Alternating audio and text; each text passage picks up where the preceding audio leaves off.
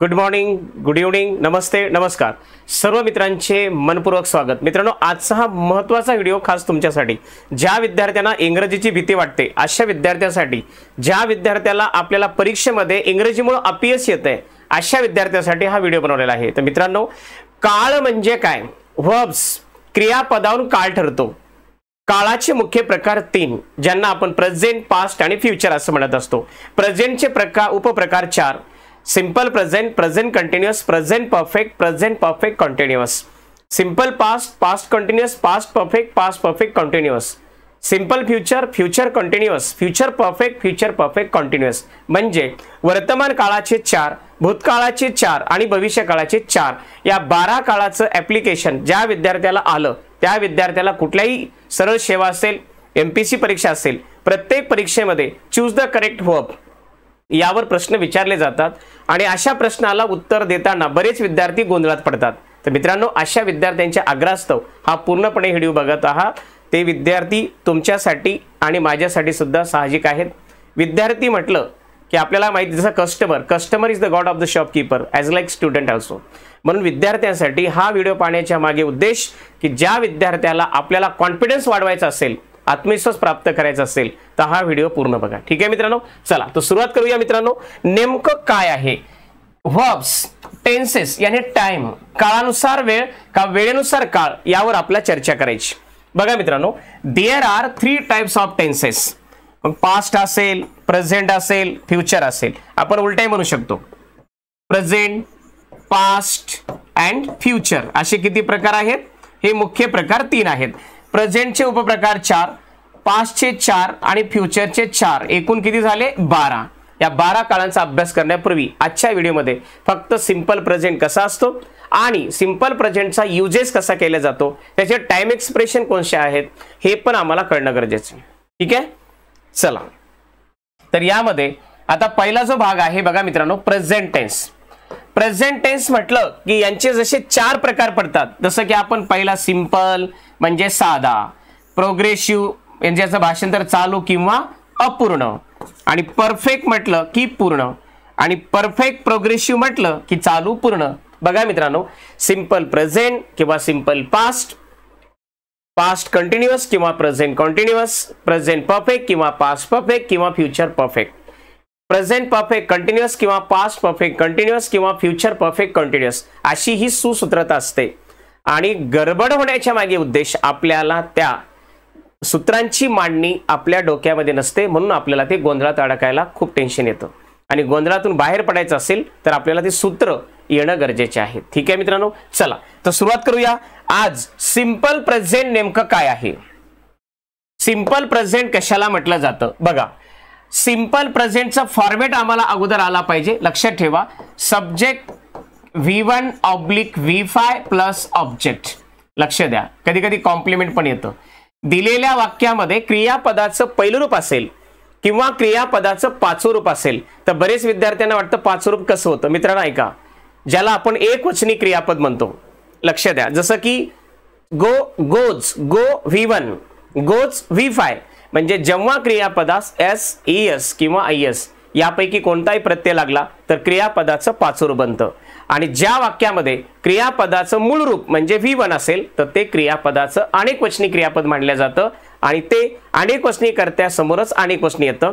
प्रत्यय पाचवा लागला, प्रत्यय लागला की क्रियापदाचं पाचवं रूप बनतं आणि पाचवं रूप म्हटलं की समजून घ्यायचं ते एकवचनी क्रियापद आहे. ठीक आहे मित्रांनो, चला तर या ठिकाणी आपण बघा यांचा कसं भूमिका असते. लक्षात घ्या, कुठलीही क्रिया नियमित घडल्यामुळे साधी होत असते. जसं आपण म्हणतो everyday my mother goes to temple everyday, my mother generally goes to market. लक्ष द्या, ज्या वाक्यामध्ये सवय म्हणजे काय, ज्यांना आपण इंग्लिशमध्ये म्हणतो हॅबिच्युअल ॲक्शन, नित्य नेमाने केलेले सवयीचे वर्णन, यालाच इंग्रजीमध्ये हॅबिच्युअल ॲक्शन असं म्हणत असतात.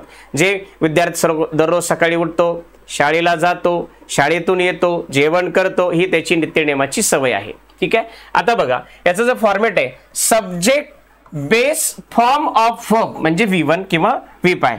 सब्जेक्ट जर V असेल, I असेल, यू असेल, दे असेल तर लक्षात ठेवा यांच्या पुढे नेहमी क्रियापदाचं एकवचनी नाही अनेकवचनी, ज्यांना आपण क्रियापदाचं पहिलं रूप म्हणत असतो. ठीक आहे, number 2 subject plus S form of verb, म्हणजे ज्या क्रियापदाला एस प्रत्यय लागला किंवा एस प्रत्यय लागला तर समजून घ्यायचं ते क्रियापदाचं पाचरूप आहे. ठीक आहे मित्रांनो, चला पुढच्या भागाकडे वळूया. नेमकं काय आहे, कधी कधी उपयोग केला जातो हे पण आम्हाला कळणं गरजेचं आहे. बघा मित्रांनो, हे सब्जेक्ट नेहमी व्यक्ती नाहीत, लक्ष द्या. तर कधी कधी प्राणी पण असू शकतो.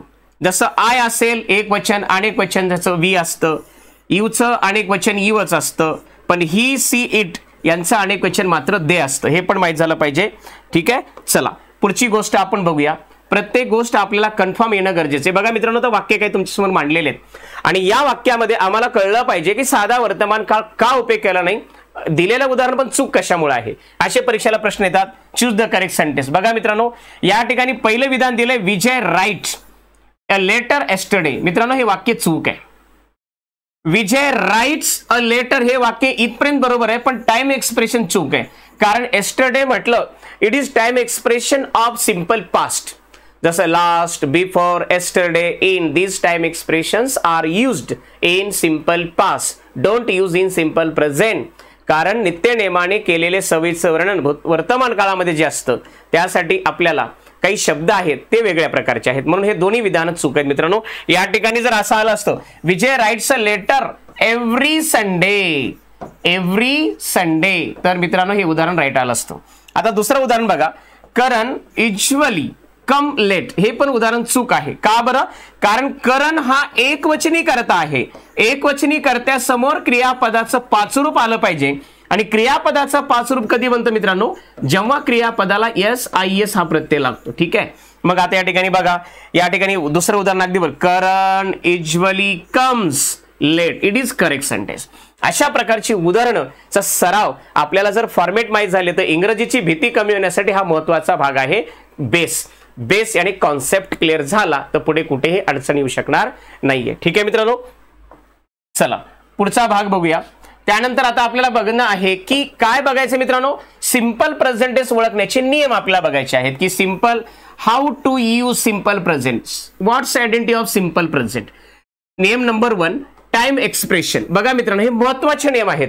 सिंपल प्रेझेंटचे हे नियम जर यूज केले तर तुम्हाला विविध स्पर्धा परीक्षेच्या संबंधीमध्ये कुठल्याही प्रकारचा प्रश्न येऊ द्या, त्या प्रश्नाला तुम्ही सहजपणे सामोरे जाऊ शकता. पण आम्हाला ते माहीत झाले पाहिजे, हे आपल्याला कन्फर्म झाले पाहिजे.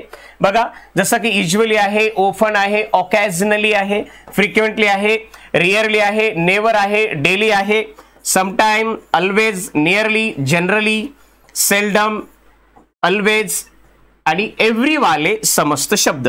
एव्हरी वाले समस्त म्हणजे कसं, every Sunday, every Monday, every Tuesday, every year, every month, every week, अशा प्रकारची कोणत्याही प्रकारचा हा शब्द आला तर मित्रांनो ही शब्द हॅबिच्युअल ऍक्शन दाखवणारे आहेत आणि या माध्यमातून आपल्याला कुठलाही प्रश्न आला परीक्षेमध्ये या शब्दापैकी कोणताही शब्द दिसला ज्यांना आपण टाइम एक्सप्रेशन म्हणतोय, या शब्दापैकी कोणताही शब्द दिसला तर त्या ठिकाणी त्या रिकाम्या जागेमध्ये 12 काळापैकी एकाच काळाचा उपयोग करा. तो काळ म्हणजे simple present tense. Simple present कसा असतो मुळात हा मुद्दा कळणं गरजेचं आहे. त्यानंतर त्यांचे युजेस आपल्याला या शब्दाद्वारे 100% कळेल. ठीक आहे मित्रांनो, चला पुढचा भाग आहे. यामध्ये आता पुढची गोष्ट अजून काय लक्षात ठेवा, नंबर 2 ज्यांना आपण काय म्हणतो युनिव्हर्सल ट्रुथ्स. लक्ष द्या, याला काय म्हणतो युनिव्हर्सल ट्रूथ. म्हणजे काय बाबा, सांगायचे असेल तर काय सिंपल प्रेझेंट टेन्स वापरतात. यामध्ये म्हणीचा समावेश असू शकतो. जसं आपण म्हणतो जसं की honesty and honest is the best policy, water boils 100°C. हे त्रिकाल बाधित सत्यवाक्य आहेत. लक्षात आलं. आणि त्रिकाल बाधित सत्यवाक्य असतील तर मित्रांनो या ठिकाणी सुद्धा आपल्याला सिंपल प्रेझेंट टेन्सच वापरावा लागतो. ही सुद्धा तुम्हाला गोष्ट माहिती असणं गरजेचं आहे. ठीक आहे, जसं फॉर एक्झाम्पल बघा, water boils at 100°C. Next, earth moves around the sun. मित्रांनो ही कुठल्याही जरी देशामध्ये गेलात तर ही वास्तविक आहे, हे ठरलेलं आहे, हे त्रिकाल बाधित सत्य अटळ आहे, म्हणून याला सिंपल प्रेझेंट टेन्स मध्ये वापर करावा. हा महत्त्वाचा नियम तुम्हाला येणं गरजेचं आहे. ठीक आहे, चला पुढचा नियम बघूया. अजून काय आहे सिंपल प्रेझेंट मध्ये. बघा मित्रांनो महत्त्वाचे नियम आहेत. नियम कळाल्याशिवाय आपल्याला वळणार नाही, कळल्याशिवाय वळत नाही. या मराठी म्हणीप्रमाणे आपल्याला हे नियम येणं गरजेचे आहेत. आता या ठिकाणी बघा, नियम नंबर 3 जो आहे, ॲम असेल, इज असेल, आर असेल, डू असेल, डज असेल, हॅव किंवा हॅज असेल, ही क्रियापदे एकटी आली म्हणजे ते वाक्य साध्या वर्तमान काळातच असते, लक्षात ठेवा. जसं मी म्हटलं आय हॅव अ पेन, मित्रांनो हा प्रेझेंट परफेक्ट नाहीये, बऱ्याच मुलांना इथे कन्फ्युजन आहे. हॅव हे अनेक वचनी क्रियापद आहे, मुख्य क्रियापदाचा रोल बजावत असताना जेव्हा यांच्या जोडीला तिसरूप नसेल तेव्हा हा सिंपल प्रेझेंटच असतो. हा पण महत्वाचा नियम तुम्हाला येणं गरजेचं आहे. बरेच विद्यार्थी गोंधळात अडू शकतात. हॅज म्हणजे हॅज म्हटलं की हे क्रियापदाचं एक वचन ज्याला आपण V5 म्हणतो, आणि V1 म्हटलं की अनेक वचन, यांच्या जोडीला जर V3 आलं नाही तर हा सिंपल प्रेझेंटच असतो. हे पण तुम्हाला येणं गरजेचं आहे. ठीक आहे मित्रांनो. त्यानंतर बघा हे एकटे आले म्हणजे ते मुख्य क्रियापदच असते, लक्षात ठेवा. मग एम असेल, इज असेल, आर असेल, डू असेल, डज असेल, हॅव असेल, हॅज असेल, कुठल्याही प्रकारचं असो, हे सर्व काय आहेत, सिंपल प्रेझेंटच आहेत. त्यानंतर बघा example, I am a teacher, am a teacher. पुढे बघा I am teaching you English. या वाक्यामध्ये दोन्हीचा जर फरक बघितला तर लक्षात घ्या, यांच्या जोडीला आहे म्हणून ठीक आहे, पण यांच्या जोडीला काही नाही आहे, हे एकटंच आलं तर हे मुख्य क्रियापदाचं सुद्धा कार्य करतं, ज्याला आपण आता मुख्य क्रियापदाला ING लागल्यानंतर डायनामिक वर्ब असं सुद्धा म्हणू शकतो. ठीक आहे. पुढचा नियम बघा. आता दिलेल्या वाक्यामध्ये असं जर आलं, लक्षात घ्या एम असेल, इज असेल, आर असेल, ला घेऊन जे वाक्य तयार होते ते स्टेटमेंट ऑफ फॅक्ट असते, लक्षात ठेवा. हा महत्वाचा नियम सुद्धा आपल्या डोक्यामध्ये कॉन्फिडेंटली राहायला पाहिजे की जेव्हा वाक्यामध्ये, लक्ष द्या, एम, इज, आर, एम किंवा इज किंवा आर हे जर असे यांच्यामुळे जर वाक्य तयार होत असेल तर त्यांना काय म्हणायचं, स्टेटमेंट ऑफ फॅक्ट. उदाहरण हॅव ऑब्लिक हॅज यांचा वापर पॉझिटिव्ह अँड ड्रिंक इट साठी पण होतो. हा पण नियम तुम्हाला येणं गरजेचं आहे. बघा हॅवचा उपयोग कुठे करायचा मित्रांनो, बघा अपवाद आयच्या पुढे हॅव, वी, यू आणि दे यांच्या पुढे नेहमी हॅव वापरायचं. तर हॅज कधी वापरायचं मित्रांनो, बघा एक वचनी करता ही किंवा सी किंवा इट असेल तर यांच्या पुढे येणारं जे क्रियापद आहे मित्रांनो हे सुद्धा हॅज आहे. हे सुद्धा आम्हाला कळणं गरजेचं आहे. ठीक आहे. बघा ह्या अपवाद गोष्टी आहेत इंग्लिशमध्ये आणि खूप महत्वाच्या मॅटर करतात. हे जर आलं तर कुठेही अडचण येणार नाहीये. पुढचा नियम आहे बघा मित्रांनो, अगदी महत्वाचा नियम नंबर 4. केवळ काळ आला म्हणजे वेळ येईल असं नाही मित्रांनो. काळ, वेळ आला पाहिजे तर काळाचा उपयोग होतो, काळ आला पण वेळ आली नाही असं होऊ नये, म्हणून या युक्तीप्रमाणे आपण हे सर्व नियम बघत आहोत. बघा आता नियम नंबर 4, हिअर अँड देअर या शब्दाने वाक्याची सुरुवात होत असेल व शेवटी, लक्षात ठेवा, व शेवटी उद्गारवाचक शब्द असेल, उद्गारवाचक चिन्ह, सॉरी काय असेल, उद्गारवाचक चिन्ह म्हणजे हे आपल्याला कळालं पाहिजे. ठीक आहे. हे जर आलं तर मित्रांनो त्या ठिकाणी सुद्धा सिंपल प्रेझेंट टेन्स असतो. For example hair he come, it is wrong because या वाक्याची सुरुवात हेअरने, नियमाप्रमाणे हेअरने झालेली आहे, पण या ठिकाणी V1 दिले. V1 म्हणजे अनेक वचन क्रियापद, लक्षात ठेवायचं. आणि हे कर्ता एक वचन आहे आणि क्रियापद अनेक वचन, असं नाही चालणार. मग उत्तर करेक्ट काय, hair he comes, it is correct sentence. बघा मित्रांनो अशा प्रकारची उदाहरणं कधी तुमचे चुकू शकणार नाहीत.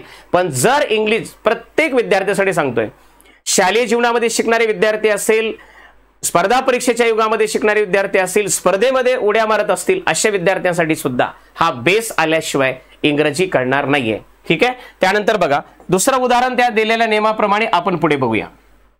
बघा मित्रांनो पुढचा नियम. आता या ठिकाणी काय दिलं मी, देअर सी गो. बघा हेअर किंवा देअर प्रमाणे देअर आलं पण यापुढे क्रियापदाचं एक वचन आलं म्हणजे रॉंग आहे. काय पाहिजे, अनेक वचन आलं, सॉरी इथं काय पाहिजे, अनेक वचन नाही एक वचन पाहिजे म्हणजे goes, it is correct sentence.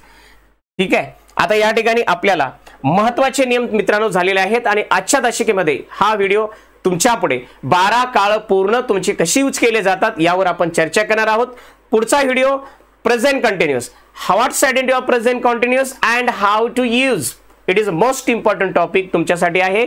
तर मित्रांनो आजच्या या दशकेमध्ये आज आपण सिंपल प्रेझेंट कसा असतो आणि सिंपल प्रेझेंटवर कशा प्रकारचे वाक्य येतात, ते एरर कसे असतात, चूक कशा असतात. चूक कधी कळेल मित्रांनो, ज्यावेळेस तुमच्याकडे अचूक नॉलेज असेल आणि हे अचूक नॉलेज प्राप्त होण्यासाठी simple present, how to use simple present हा व्हिडिओ पूर्णपणे बघा. आपल्या गरजू मित्रांपर्यंत नक्की शेअर करा. लाईक, सबस्क्राईब करायला विसरू नका. दररोज नव्या नव्या इंग्लिश मधल्या घडामोडी पाहण्यासाठी लाईक आणि सबस्क्राईब करायला विसरू नका. ठीक आहे. सर्वांना शुभेच्छा. Good night. थँक्यू.